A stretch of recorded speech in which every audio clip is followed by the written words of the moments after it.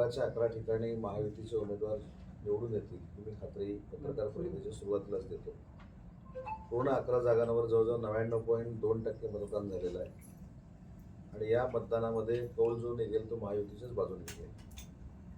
नाशिकची निवडणूक ही कशा पद्धतीनं वाजली गाजली ही माझ्यापेक्षा तुम्हाला सगळ्यांना माहिती आहे आणि या निवडणुकीमध्ये या जिल्ह्याचा संपर्क मंत्री, संपर्क प्रमुख म्हणून या सगळ्या प्रक्रियेमध्ये मी स्वतः होतो. गणेश गीते असतील, गोकुळ गीते असतील, यांना वारंवार आम्ही विनंती केलेली होती. विनंतीतनं माघार देखील घेतलेली होती आणि आज ज्या ठिकाणी सगळी नगरसेवक मंडळी होती त्या ठिकाणी स्वतः उपमुख्यमंत्री साहेब देखील मार्गदर्शन करायला आले होते. गिरीश भाऊ होते, मी देखील त्या ठिकाणी उपस्थित होतो आणि मला असं वाटतं की इथं देखील निकाल अतिशय चांगल्या पद्धतीचा लागेल.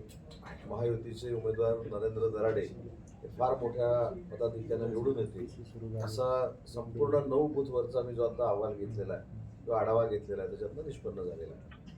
आणि सगळ्यात महत्त्वाची गोष्ट म्हणजे याच्यामध्ये गिरीश भाऊंचं सहकार्य देखील फार मोलाचं होतं. ते देखील सक्रियपणानं आत्तापर्यंत 4 वाजेपर्यंत या सगळ्या यंत्रणेवर लक्ष ठेवून होते. त्याच्यामुळे नाशिकमध्ये विजय हा आमचा नक्की आहे.